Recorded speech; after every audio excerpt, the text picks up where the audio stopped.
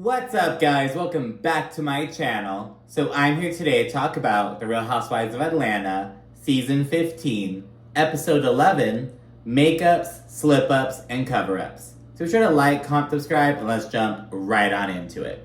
So Drew's crying and telling Sonia that she's really tired of her feelings not being acknowledged in general, and she's very emotional. Back at the table, Candy points out that, Drew has gotten into much worse arguments and not broken out into tears, never been this vulnerable before, so she clocks that it has to be something more. I believe it's actually Kenya who says this has to be something with Ralph going on, something deeper than an issue with Sheree. But anyways, Drew adds that the lawsuit is not about money to her. It's all about, what the woman's saying about her and saying about her integrity, all that stuff. And it's only $1,000, so she can take care of her easily, but it's nonetheless a thorn in her side. And Sheree just doesn't really acknowledge her role in it. Drew feels like she was kind of making a joke out of it or making light of it. But Sheree's no, I didn't do that. I didn't do that at all. Just kind of brushing it off. And Sheree asked Kenya and Sonia. So Sonia was the first one to get to Drew. She bolted after her. And then Sheree and Kenya came up behind. Everyone else was at the table. Sheree asked them both to leave, but Drew was just not with it. She's Sheree, just go away. I want to talk to you right now. It was just way too soon. She was just not with it. Sheree says that Drew's being dramatic, and she points out that Drew has actually brought up speculation about her. Last season with the whole stuff about ooh, Sheree, do you not pay your assistants, blah, blah, blah. But these weren't lawsuits. Drew's whole thing is I've never been sued a day before in my life. This is a huge deal to me, so that's where Drew's kind of coming from. Drew then says that she's really dealing with some shit right now, which Sheree, of course, understands. And yeah, Drew says she'd expect her friends to, be there for her and understand what she's going through. But it's well, Drew, your friends can't understand shit when you don't tell them. You know what I mean? They're not mind readers. As a result, Sonia and Sheree both say that they had no clue, and Sheree actually apologizes. Kenya then gives her input. She thinks Drew just needs a better lawyer in general, and they didn't let Sheree have a one-on-one with Drew at that point. In the confessional, Drew actually says that the real issue going on is that a producer at her music video shoot was caught oiling Ralph up for his scene, because Ralph appeared in the music video, so he had to get all oily and glistened and whatnot. But, this female producer was helping Ralph out with that. And I guess Drew, walked in on that or whatever. So she feels weird about that. And that same producer is the woman who invited Ralph out to Las Vegas to audition for it's a Chippendales kind of thing. Chocolate Thunder or something like that. I don't remember what it's actually called. But it's something along those lines. And yeah, Drew just doesn't really trust Ralph right now. They return to the table just as Sonia finishes filling them all in on what went down. Moving on, Kenya and Sheree kind of change the subject and they hone in on Candy. Because they're girl, you've been MIA so often lately. We kind of get a little flashback to just how many events Candy's missed so far. And Candy just says the opportunities just come up. And she says that she's still in the building stage. And this kind of catches others off guard. And I see what Candy's saying because, she is venturing out into different areas. She's juggling a lot more things than she was 10 years ago. You know what I mean? So I see it building in that sense, you know what I mean? But Sheree then asks how Candy balances work, family, and friends. And Sheree's for me, it's not that hard. Of course not, Sheree. Whoa, how the fuck are you gonna compare your shit to Candy shit? On every level, their businesses, the amount of businesses they have, the success of their respective businesses. Hell, Candy has one adult child. She has two very young children. All of Sheree's kids are grown. She has a granddaughter now, but you know what I mean? They have very different responsibilities. And it's Sheree, shut the fuck up. You know what I mean? Trying to, girl, butt out. Candy then says that she gets no me time, and she just kind of really almost spreading herself thin, it sounds like she was kind of saying, and she acknowledges that she misses a lot of shit because of work. And Leah's just kind of question when it'll be enough for her. When will Candy be satisfied? But Candy wants to build a fucking empire, so seeing some of her workaholic stuff come out, seeing some of like her coworkers kind of call her on that. But I imagine that'd be kind of difficult for Candy because like her work ethic has gotten her so far in her life. So now it's kind of like trying to rein back on that and like stop and smell the roses and enjoy the fruits of her labor, which she's like, you know, very much entitled to do. I imagine it being kind of difficult for her. It's then day 2 of the Portugal trip and it is very rainy. Manietta asks if Drew is all good with Sheree, and Drew says, you know, Sheree apologized, and I feel like we're kind of moving forward. But she sounds kind of unsure. She doesn't, like, express this explicitly, but you can kind of tell in her voice. The ladies are going to head out to this market. They're going to get some food items, which will then be turned into this lunch for them. And then they're going to have this little pottery class. That's a whole little itinerary. So they're all ready. Kenya's running late, so ladies wind up boarding at, like, 11 o'clock to wait for it on a little bus parked outside, and it's raining out there. Kenya comes down 30 minutes later. Right when she walks outside, she slips and falls. Now, in the after show, Kenya was saying, like, there was no wet floor sign, there was nothing that said no running, blah, blah, blah. I'm so glad the production was there and got the footage, because when the bitch fucking fell, we see a wet floor sign right there. And it's shaped like a fucking banana, like a banana peel, like a slippery banana. Like, this bitch is gonna be slippery. And yes, you know, there was a couple different languages, but it did say it in English, so you could use that excuse. But yeah, it was right next to her when she fell. And I have to point out that Kenya was wearing slippers that had no grip on them. Like those little, like, flimsy little hotel slippers that just give you, like, to wear around your room, basically. But it's like, you're not supposed to wear those outside, especially when it's raining. Like, oh my goodness. So, yeah, Kenya ate shit. So, but that's her own fucking fault. She was saying on the after show, oh, like, there was no sign. It's like, girl, the sign is right there. Like, shut up. Like, Kenya's a very smart person. That was fucking stupid. Like, girl, what? Yeah. Girl. And just the slippers when you know it's raining. Like, it had been raining all damn day. Like, there's no fucking way Kenya did not know it was raining. Like, put some boots on. Put some regular shoes on at least. Like, you'd probably have a much better chance of not slipping if you had regular shoes. So, it's Kenya's fault. That's what I'm saying. However, Kenya does seem pretty hurt. She says she has some major pain in her tailbone. She's like, oh my god, I can't move my leg. Like, it's like, she's really in some excruciating pain when she starts to get up. She just fell really badly.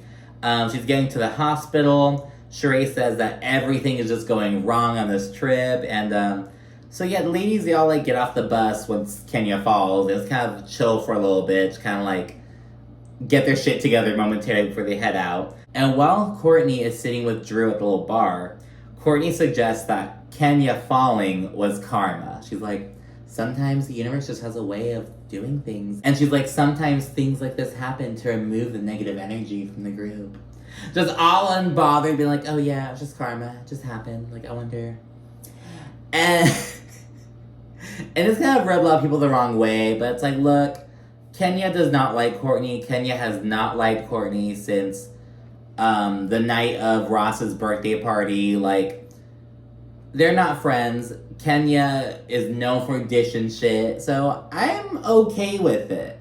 I'm okay with Courtney coming on and being mean to Kenya. I'm okay with that. Now, a lot of people are like, Courtney is so thirsty, blah, blah, blah. I'm like, look, bitch, this is a fucking show. You want the bitches to perform or not? You know what I mean? Like, Courtney's bringing some fucking spice. You know, she brought fucking beef with... And honestly, when she was beefing with Candy, at one point, Courtney was like, then calm the fuck down. Think about it, like, maybe like once a week, like, then calm the fuck down. Like, I don't know, it's not funny, like, to be honest. I'm kind of vibing with Courtney. I am not sure if she'll come back next season or not. I'm not sure what the hell's going to happen, especially considering New York having a successful reboot so far. And yes, I have a double episode coming right after this one. So who knows, Atlanta may be next, but if we do kind of keep the same cast or similar cast next season, I want Courtney to come back.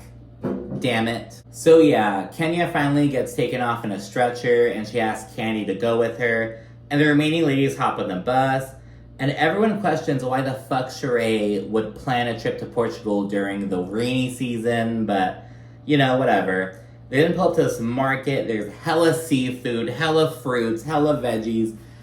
And I think I would have enjoyed going to that market, to be honest. I thought one of my brothers, he's 6 years old, he would have loved that. He loves just markets and produce, and he just loves that shit. You know what I mean? But on Real Housewives, I'm just kind of like, okay, cool, a bunch of fucking fish. You know what I mean? But I would have personally enjoyed going there and seeing it in person. I don't know if it's the best thing to feature on the reality show, but I digress. While they're there, you see like this full rabbit that's been like skinned, so it's like an intact rabbit, but with like just the meat and all, like it's very lean, like, you know, it seems kind of sinewy meat. Whatever. We see a big old rabbit, and they joke that it has a BBL, like, oh, Kenya needs to go to the rabbit's doctor, some shit like that. Marietta then FaceTimes Kandi. They're still in the waiting room. Kenya's like, nobody speaks English here. It's like, oh, imagine that, going to a fucking foreign country, them speaking a different language. Like, girl. They should have someone, like, if they go to, like, these destinations, they should have someone on hand, like, on the production team that should be able to, like, translate if needed. You know what I mean? I don't know. Marlon says that Kandi clearly isn't worldwide if she can't get the hookup at this Portuguese hospital. She's like, girl, let them know who the fuck you are. You get this expedited, damn it. But yeah, the women then head to the restaurant after the market, where they kind of eat a meal that was prepared with the items they picked out. At the restaurant, the women are all having wine as Marlo is gushing about Scott Lee, who has a very Jamaican name, as he wants everyone to know. After Marlo shows a picture of them, Sheree brings up, randomly, for no fucking reason, she brings up that Kenya pointed out that, like, oh, you know, that Tinder dates, like, just kind of shading their relationship or some shit, being like, I can't believe Marlo brought that Tinder date around already. Some shit like that, basically. And again, it's like, well, Kenya, I don't think you can talk about bringing men onto the show. Like, let's keep it real. Marlo's kind of surprised, to be honest. She seems kind of, like, genuinely taken aback. And Marietta brings up, you know, girl, Marlo, you were kind of shady with Kenya regarding the Roy situation, so take it for what it is. But Marlo's like, no, I wasn't even being shady about Roy. I saw him on Kenya's phone and was like, oh my gosh, that's Roy. But, so yeah, she's saying that, but, so yeah, who knows. After Marlo explains everything, Marietta says that her pulling out that DM was just way too much. And Marlo and Sheree both point out the double standard, essentially. They're like, oh, so Kenya can pull out these DMs, but when Marlo does, it's an issue. Like, oh, like, just that little word from that little faction. Martel then calls Sheree, and he's dishing on, like, sex stuff. He's like, oh, you know, I'm not there with you right now, so at night, think about me, okay? And, like, he's on speakerphone oddly. He's like, oh my gosh! And it's like, oh, masturbation. Oh, like, girl, shut up. Fuck out of here. Sonia, Courtney, and Marlo are here for Sheree and Martel. Of course, is anyone surprised that they're going to say that? Randomly at that point, when she hangs up, Sheree claims that once Drew got out of her seat at dinner the night before, when she was running off in tears, Sheree brings up that, according to some other ladies, Kandi remarked, and seen. And so yeah, Sheree says, like, I didn't hear it myself, but other people said that. And this gets confirmed. And Drew's is giving the benefit of the doubt, though. She's like, well, maybe Candice didn't know that it would hurt my feelings, just like how you didn't know you would hurt my feelings. But Sheree, Sonia, and Marlo think this is bullshit. They all say that, like, if anyone else had done that shit to you, you would pop off on them. If I had done it, you would have a major issue because Kandi, you don't. They're kind of going on her on that. And so yeah, and Sheree then kind of moves things along. Sheree's really trying to stir the pot here. She then asks how Drew is with Marlo, and Drew kind of explains her stance. She's like, I had no issue with her. It's all kind of fucking random, blah, blah, blah. Marlo apologizes, and Drew just says that she just wants consistency. They all then have their dinner, and we check in with Kandi and Kenya as they leave the hospital.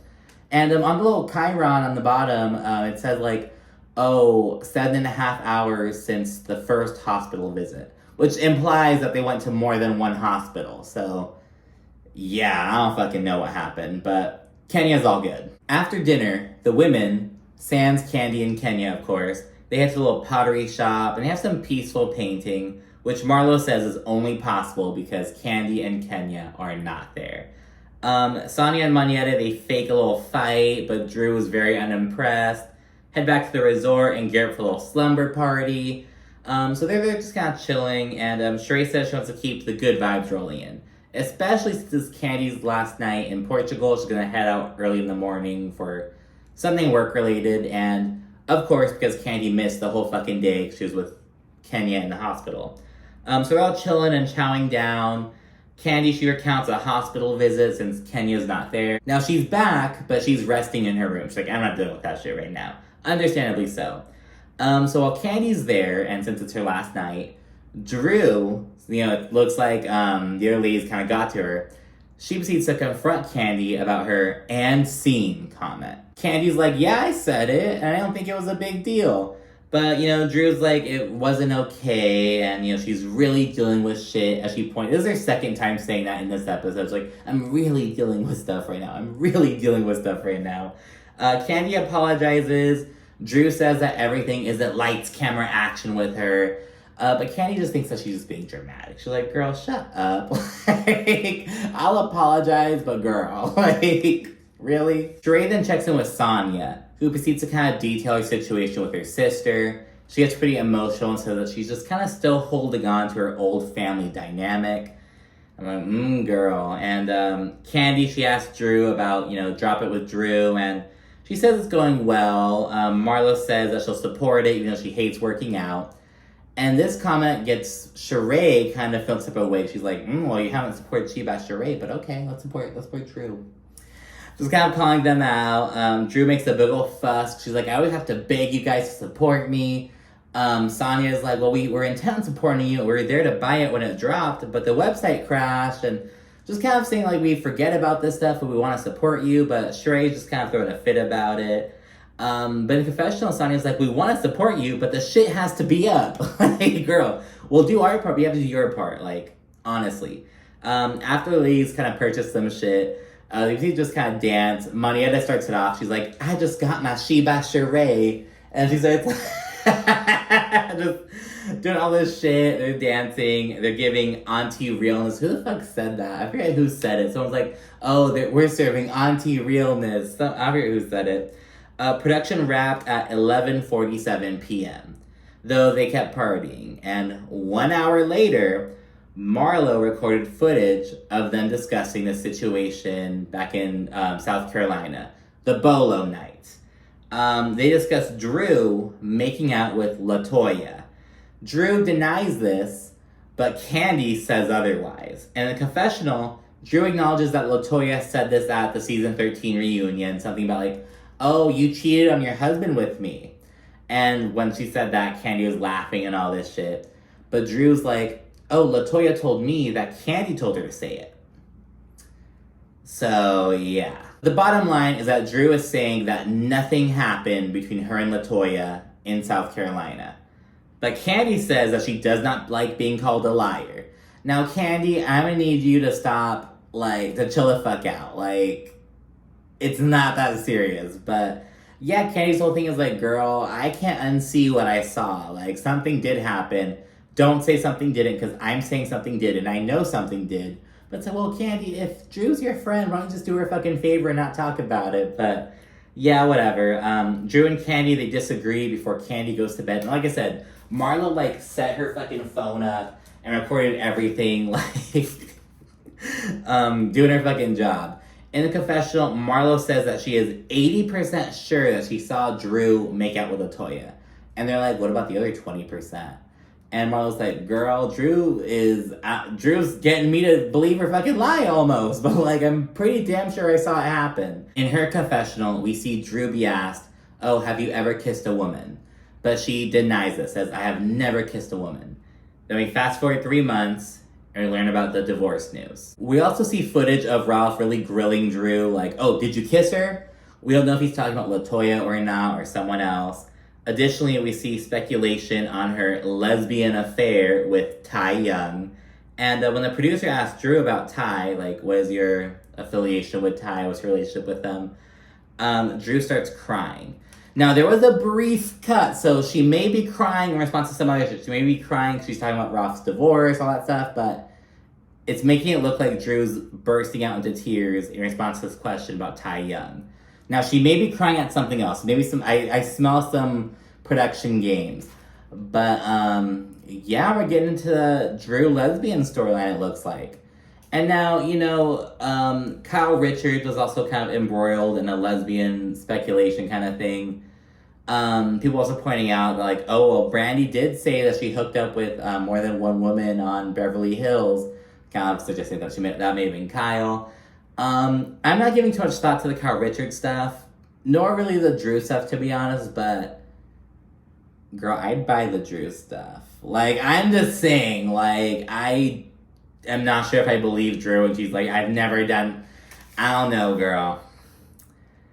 But, yeah, I mean, shit, we'll see where this goes. But anyways, thank you so much for watching. Be sure to like, comment, subscribe, and stay tuned for more. Thanks again. Bye.